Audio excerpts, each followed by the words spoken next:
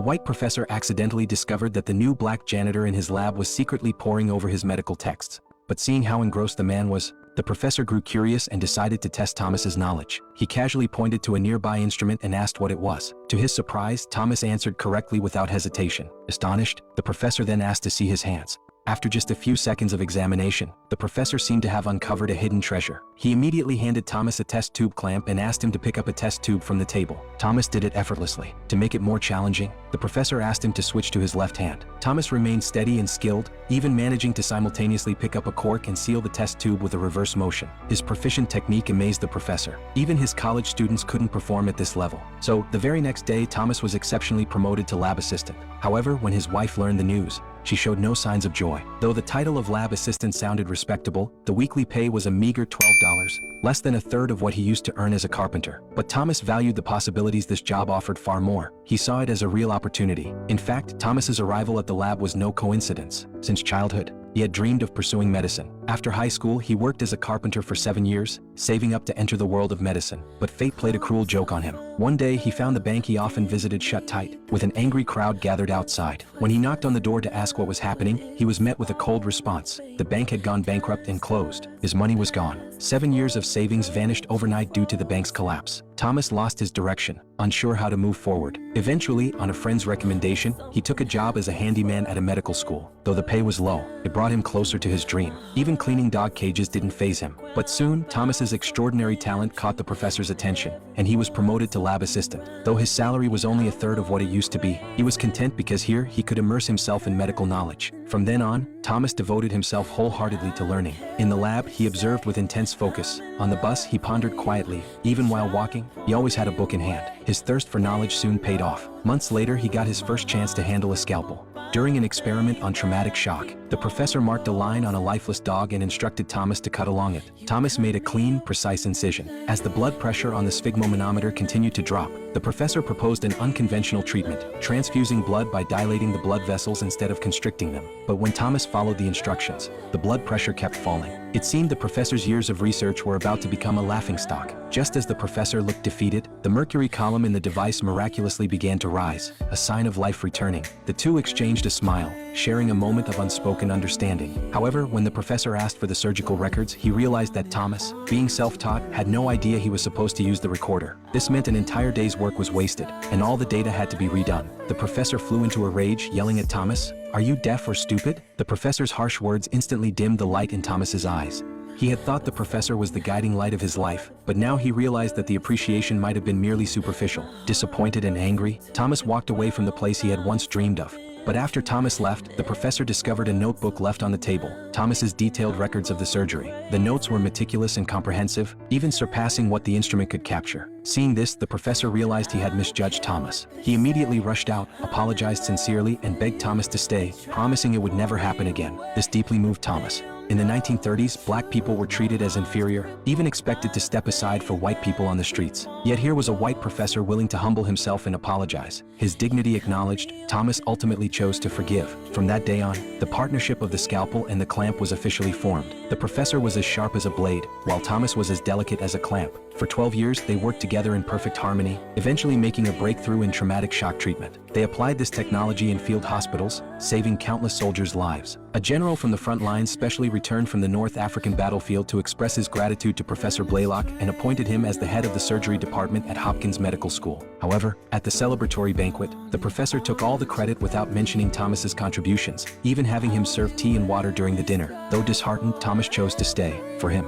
knowledge and research mattered more than fame and recognition. Soon after, they moved to Hopkins Medical School in Detroit, the medical sanctuary Thomas had dreamed of since childhood. The grand hallways were adorned with portraits of medical pioneers. The professor confidently said that one day, his portrait would hang among them. Thomas secretly harbored the same hope. But reality struck when security demanded Thomas use the back entrance. Even the professor's authority as department head couldn't change this. It was a rule the school had followed since its founding a century ago. Helpless, Thomas silently took the detour. The statue of Jesus symbolizing equality behind him seemed to lose its glow. When he put on his white coat, he faced skepticism from his own community and strange looks from white colleagues. In the lab, a white doctor even mistook him for a handyman, arrogantly ordering him to buy bread and coffee. He was born with a terminal illness. illness. Because the blood vessels leading to his lungs were dangerously narrow, his skin turned a bluish purple. In that era of limited medical capabilities, being diagnosed with blue baby syndrome was almost a death sentence. His mother wept constantly but couldn't even hold him in her arms. Yet the professor took on the challenge of tackling blue baby syndrome himself. However, the infant's heart was too tiny to observe and experiment on effectively, so the professor proposed first replicating the condition in a puppy. But the baby's blood vessels were only 3 to 4 millimeters wide, and the available medical tools were too crude to operate with. So the professor entrusted Thomas, with his carpentry skills, to craft a pair of precision vascular clamps and a breathing machine. But Thomas was already exhausted.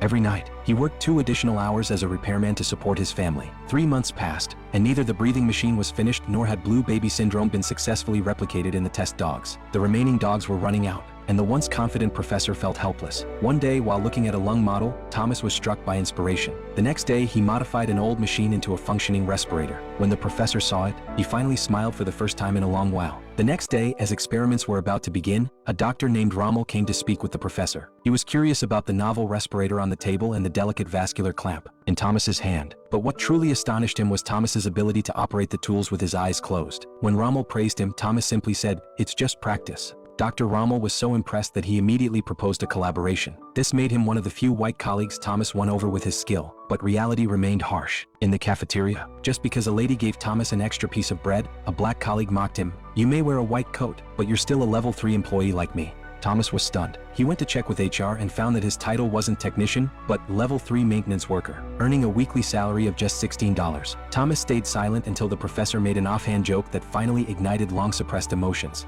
Thomas immediately stopped the experiment, took off his white coat under the professor's bewildered gaze, and walked out. The professor tried to stop him, urging Thomas to focus not on the salary but on the value of the work. But how could the privileged professor understand the pressures of providing for a family? After Thomas left, Dr. Rommel suddenly shouted. The puppy's blood oxygen levels had reached the ideal range. This meant Thomas had successfully replicated blue baby syndrome in a dog. The professor was filled with regret.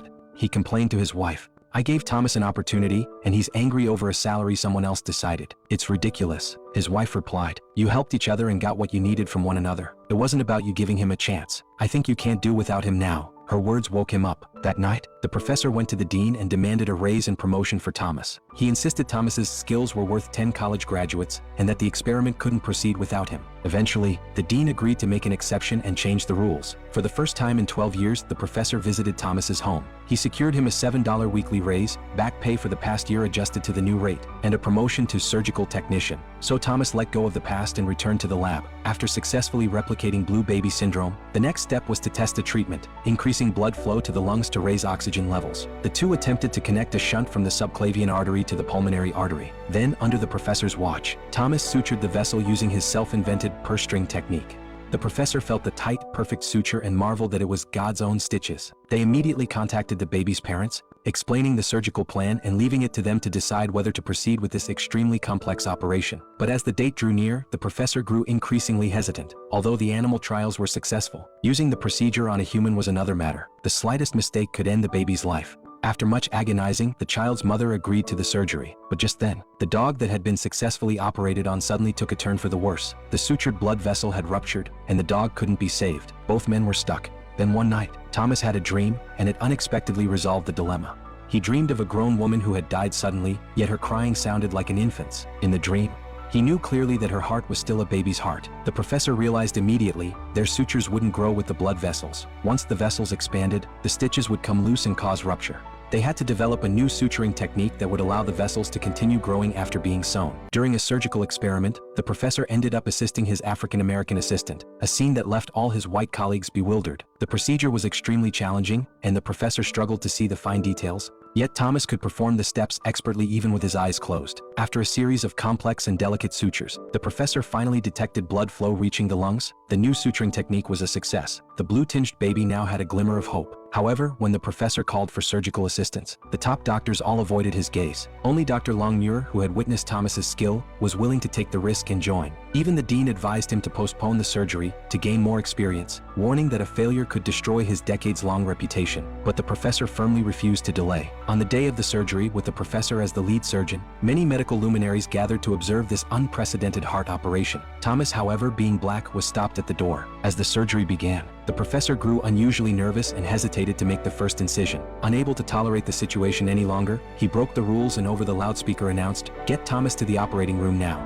Finally, under astonished stares and widespread murmuring, Johns Hopkins Hospital welcomed its first African American into the operating theater. With Thomas assisting, the professor gradually regained his composure, and the surgery progressed smoothly. But then a nurse accidentally bumped into the operating lamp. At such a critical moment, any mistake could be fatal. The professor remained calm and continued steadily. When the baby's blood pressure dropped below 60, the most crucial step began. The professor asked a nurse to hand him Thomas's homemade vascular clamp, used to connect the shunt vessel. As time ticked by, the professor methodically completed the procedure. With Thomas's calm guidance, the final suturing was successfully finished. As everyone waited anxiously, the baby's complexion gradually returned to normal. The first successful heart surgery in human history was complete. Once more, the professor received acclaim. For years, Thomas had worked by the professor's side, providing crucial assistance countless times. Yet all the recognition shone on the professor alone. Thomas didn't even hold an official doctor's title. Anyone in his position would have found it hard to accept. He quietly attended the professor's award ceremony, and as the professor thanked one colleague after another without mentioning Thomas,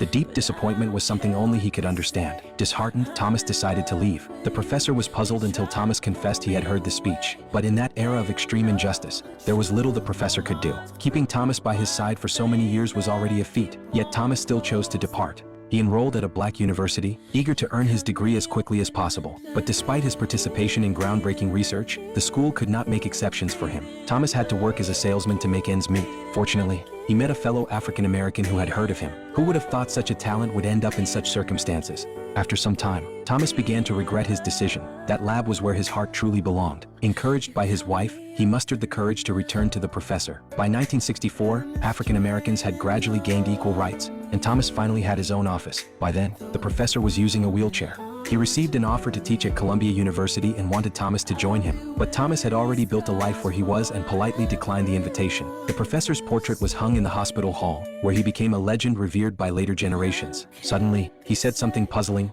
"Those who have truly lived must have many regrets. I think what we should remember is not what we lost, but what we accomplished." Then the professor left on his own. The next day, Thomas received news. The professor had passed away quietly. Years later, Thomas was awarded the highest honor by Johns Hopkins University. He not only received the award but, like the professor, also had his own portrait painted. Through a lifetime of effort, he earned the world's recognition.